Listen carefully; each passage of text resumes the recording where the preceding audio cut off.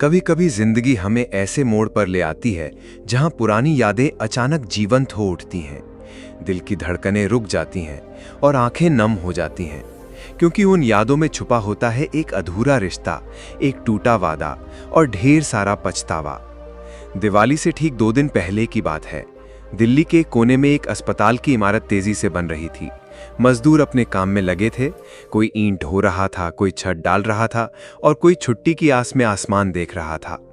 तभी एक सफेद कार रुकी और उसमें से उतरी एक साधारण लेकिन तेज आंखों वाली महिला।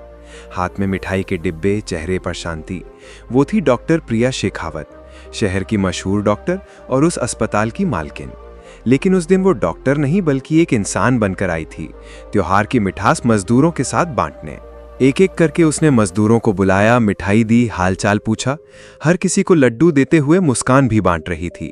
लेकिन तभी उसकी नजर एक कोने में बैठे लड़के पर पड़ी।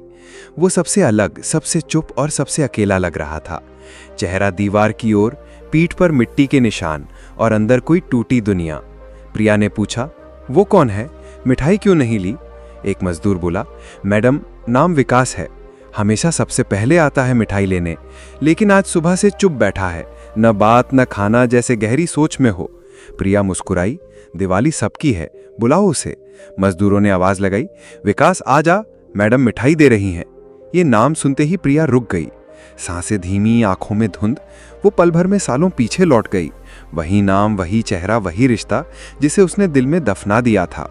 मजदूरों को रोका, रहने दो, मैं खुद जाती हूं।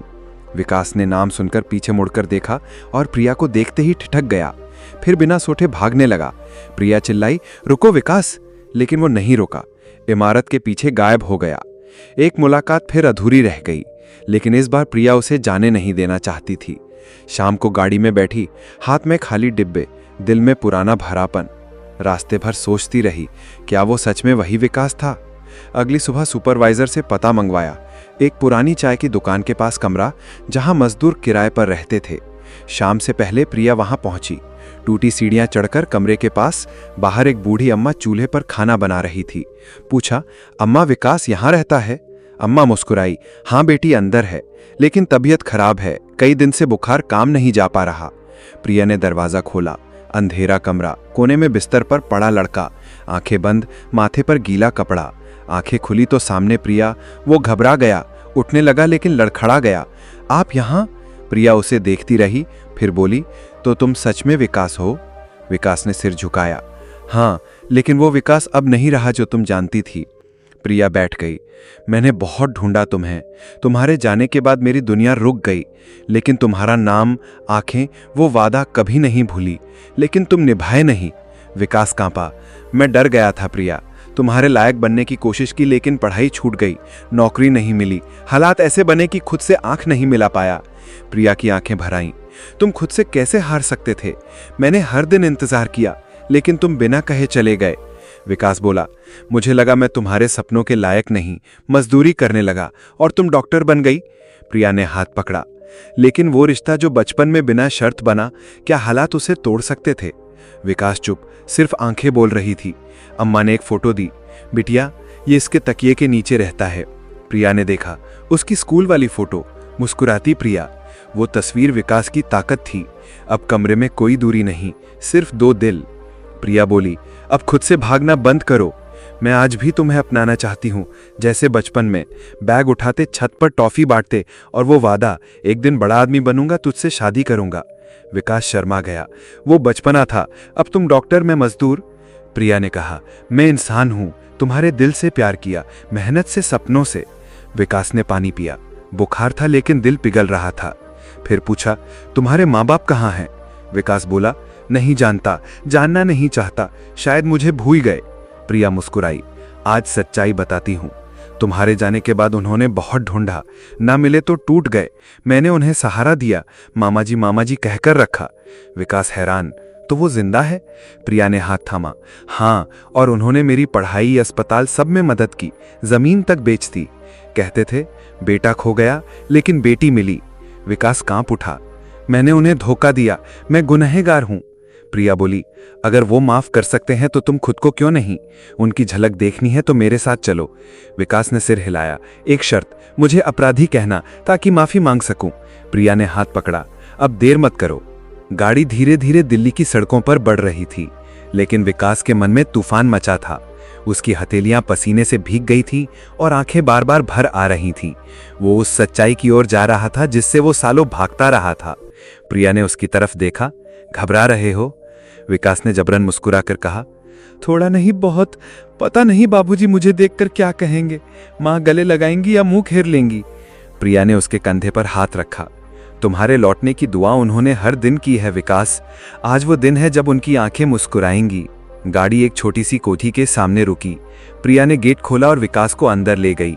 अंदर एक सादा सा ड्राइंग रूम था, साफ सुथरा। सामने एक बुजुर्ग शख्स चश्मे से अखबार पढ़ रहा था। प्रिया के कदम रखते ही बोले, बेटा तू आ गई। फिर नजर उठाई और विकास को देखा। कुछ पल सब थम गया। उनके हाथ से चश्मा गिर पड़ा। कांपती आवाज में बोले, विकास। विकास के आंखों से आंसू झरझर बहे। उसी वक्त अंदर से एक बुजुर्ग महिला आई। सफेद बाल, कांपती चाल, लेकिन आंखों में वही ममता। बबुआ कहते ही वो लड़खड़ा गई। प्रिया ने उन्हें थामा। विकास घुटनों के बल गिर पड़ा।